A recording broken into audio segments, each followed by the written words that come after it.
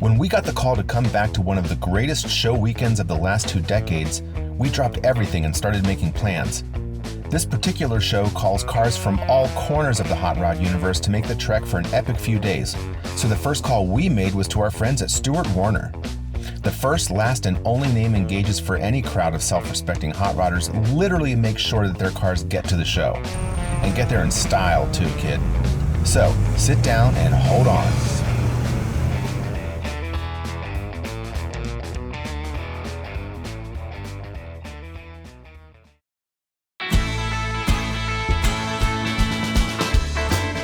We just spent the first half of one perfect day eating our way across Austin, Texas in, you guessed it, a perfect little Model T hot rod while we're in town for the annual Lonestar Roundup. But now it's time to get out of town, or at least to the east side of Austin, for the actual car show. The Lonestar Roundup is now in its 20th year, which means that hot rods and custom cars in Texas must be a thing, right? We were lucky enough to be at the very first roundup when it was just some friends getting together at an old historic football stadium in town. But now it's a Texas-sized weekend affair out on 128 sprawling acres of the Travis County Expo Center. The real magic of the Roundup is in its founders, a great little hot rod and custom car club called the Continentals. These guys are not only friends and hot rodders, but they work in the entertainment industry, they own live music honky-tonks and restaurants and speed shops, so they really know how to put on a car show weekend worth traveling great distances for. Well, which is exactly what we did. Brian Auderer is one of the original Continentals Car Club members and has been a guy behind the scenes since the very first roundup. He really does embody all things Austin. He's laid back, smile on his face all the time, first one to toss you a beer in your general direction, and always down to make sure you have a great time while you're in his town. Now, Brian, you and I have known each other since what, 2002? 2002, yeah. The It was very the very first first roundup. Yeah, it was in 2002. And it was a little car show. It was very back small. then. It was maybe 100 cars. Yeah. The stage was a stake bed truck we pulled out there. We had some bands playing, and we were There was out. a rockabilly wedding, I think, that There was happened. a rockabilly wedding, and you know, it was just a little wingding. It was like Just a sort bunch of friends getting together at that point. This now is in its what, 22nd year? Well, this year is really special because we're back. So yeah, we've been out here for a long time, and I always say, like, now we're like the goldfish that grew to the size of the bowl. Like, we filled this place up. It's a little bigger than that football stadium. It is crazy how many cars are here right There's now. a ton of cars. Yeah, there's a ton of cars and people coming from all over the country and all parts of Texas. And not a bad car in the show. The variety is great and the quality is really great. It's all 63 and older, so it's all early hot rods and customs. This is like the feature lot that we're walking through right now. So this is like cool special stuff that either pops up or is historical. So we have a little more room in here to kind of put things around and put them up on the grass and be able to see them. But the cars just stretch. I mean, you kind of see it goes back. It's just forever. Yeah, there's a lot of cars. So there's been a few cars like this gold 32. That's a beautiful one. Yeah, that Roadster? That was an old Dallas car. So apparently the guy, I talked to the guy, he drove it from Tennessee, and the last time it was in Texas was in '77. This Tudor sedan over there, I think it was a Texas car that was on the East Coast for a while, and if you go and look at the windshield sticker, it still has a Texas registration from '67 on there, so now it's back in Texas. Tell me about that Kellison right there. What is that? Who owns it? Dennis Krakenberg brought that out. I don't know the story. It's wild. I don't know, like, the paint is wild. I don't really know those cars. I don't either. I don't really know much about them. I thought it was a Scarab at first, and then I thought it was a Cheetah. That was wrong, and you're telling me it's a Kellison. I'm like, I don't know what it is, but I love the paint on it. It's wild. Now, I think you have a car here as well. I do. Right? I have this Model A Tudor sedan over here. This thing is perfect. It's perfect. Wide white walls, perfect stance, full fenders. Yeah. You've even got like that 60s era, like upholstered running boards. Yeah, right. It's all diamond tuck. Yeah, flat. It's got 51 flathead. Neat. And then the headliner to keep the diamonds going in there. It's kind of surfboard pattern. Yeah. Diamonds on diamonds on diamonds. Tell me about the history of your club and how you guys came up with the idea even to do this show in the first place. Well, you know, it's funny because like all of us in that club, we're just kind of hanging out together. Steve's got, you know, this great live music, historic place that's been around since the 50s, the Continental Club. Right. And into old cars and stuff like that. And this in days when Austin was a smaller town. And we started going out to Paso. This show was really inspired by going out there, to Paso. So, and it was crazy. So like we were like, wow, this show is amazing.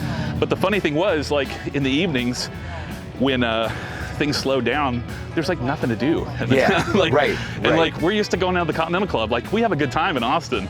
Right. Like we're used to seeing really good music and stuff. Like it was so You're spoiled. Is that what you're saying? We're spoiled. Yeah, yeah. So we're like, you know what? There's nothing to do. So we're like, why don't we have a show, in Austin? Yeah. And that was kind of like, yeah, maybe people want to come to Austin. So that's what we started to do. Do you feel like the next couple years are going to change for the Lonestar Roundup? Are you going to expand at all? Are you going to keep it right here in Austin? This is our home. Austin's our home. That's our home base. The show is what it is because it's Austin. Because it's Austin, right? There is something unique about this town, why this works the way it does, that I think only happens here. This is still like the same core guys that were doing it in 2002. And it's like, it's handmade and home built and Austin grown, and like there's not corporate sponsors and all this stuff. Like it's just us. And before we left the Roundup, we had to get a few shots of our new favorite roadster pickup for our buddies at Stewart Warner. Not only a set of green line gauges under the dash, but check out this old racer's trick on the firewall. A full set of gauges exactly where you need them, directly above the motor while you're working on it. Just the perfect hot rod to leave the Roundup in. Now, if you've been following along, you know what time it is. We've drooled all over the cars, we've crowd surfed the country bluegrass and blues stage, we bought all the rusty junk at the swap barn, burst a perfectly good eardrum with the cackle cars, and now it's time to head back into town for cocktails and that legendary barbecue. As the live music capital of the world, there's never any trouble finding a spot to kick back and sip a cold beer while a country crooner sings you a tale of lost women and fables of the Old West. Or, if you want something a little more upbeat, Austin has a punk rock pedigree that, while still hidden from the mainstream, it isn't hard to find. So, for a cocktail before dinner, we headed to South Austin to experience Cosmic Coffee and Bar. Cosmic could be considered Austin in a nutshell. I mean, it's a huge space flanked by a full bar and coffee shop, 3 amazing food trucks, and of course, a stage for music. All right, so I'm here at Cosmic Coffee with David Hudson, and the place is pretty incredible. To me, this is a lot of what I think of Austin when I think of Austin. And I want to find out from David, like, where did the concept from Cosmic really come from in the first place? Like, and what gets people here? Well, where it came from is kind of this cool marriage between a great business owner and a couple of great business owners. One of them was really focused on sustainability in Austin and bringing that to the city and showing people how to be sustainable just in their daily life. We do a lot of composting here. All of our to-go ware is compostable. Pretty much anything you get from behind the bar that isn't obviously in a can is going to be compostable, and that's a big thing for us. And I see things like this whole wall of waterfalls, and there's like waterfalls in the center, a lot of like real green spaces around the space here that people can kind of sit among the trees and have great music playing over the loudspeakers, right? And what are they ordering? Like coffees and cocktails and things like that? Well, the idea is kind of whenever you get here, start off with some coffee, and then whenever you're ready, switch to alcohol and hang out here all day. And to your point about it looking great here, that's literally in the business model. We want to make a place where people feel like they're on vacation. And you really can't get this level of care to our greenery, I don't know any other spots that do it like we do. And it's like a little oasis, like in and among a lot of blacktop and a lot of housing developments and stuff. That is the idea. That's like a kind of a getaway. David, I appreciate it. You letting us come in, man. This is awesome. Thank you so much. Cool. Finally, what perfect day wouldn't be perfect in Austin without barbecue? Just like there's a breakfast taco at every convenience store, there's a legendary barbecue shop in every part of Austin Metroplex, and beyond. We passed by the great Franklin's Barbecue and bore witness to its legendary line, but with time as a consideration, we chose to take their word for it and head to Style Switch Barbecue. Located in the historic Violet Crown Shopping Center, also known as the location for the Emporium from the movie Dazed and Confused, Style Switch is the perfect combination of the old and the new.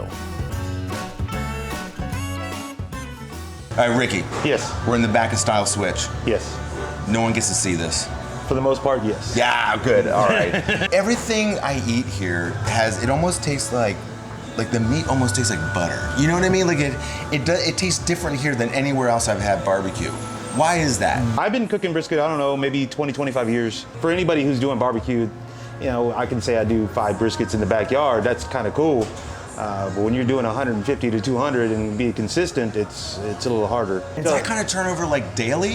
Yeah, that's daily. 150 briskets. Yeah. Is maintaining that kind of quality the same type of work, but just exponentially more of it? Or do you have to learn a whole different way of It's doing a barbecue? whole different method. I can get 28 briskets-ish on a single pit. I have a small smoker at home. I can get 10 if I really pack it in. Once I got to the bigger pits, these are 1,000-gallon tanks, wow. It's a little more difficult. You're, you know, fire speed, wind, rain, snow, whatever the case may be. And 100-degree weather. 100-degree weather. God, I don't know how you guys do it. Or minus 16. God. The snowpocalypse.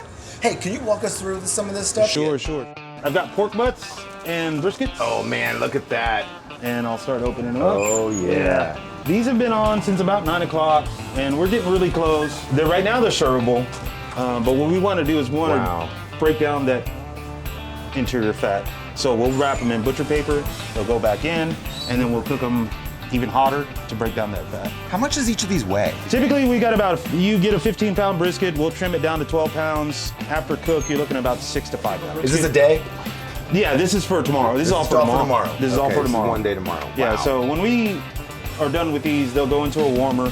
We'll probably get out of here, I don't know, maybe midnight, maybe 1 o'clock tonight. Wow. And is there special wood too, like a specific kind you're looking for? Yeah, we're all using post oak.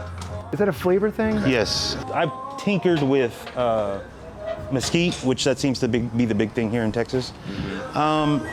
It leaves a bitter taste. It's a little bit acrid, a little bit. This is great, man. I really appreciate you having us out. Not a problem. Not a Great. problem. Now I know how the sausage is made. Yeah. Dude, I was waiting 2 years to say that. Oh, really? Appreciate it, Ricky, very much, man. Thank you. Thank you, guys. With our belt buckles loose and our top buttons popped, it was time for a little nightlife. Now, with the sun going down, it was time to see if Austin truly was the live music capital it claimed to be. So we headed to the source, the Continental Club. It's on South Congress, and it's one of those places you think about when someone says Austin. A cool spot before Austin was even in the discussion, it's played host to some of the most legendary musicians to come out of Texas. Today, while the outside world has totally changed, when you walk into the Continental Club, it might as well be 1988 and a young Stevie Ray Vaughan could easily be on stage.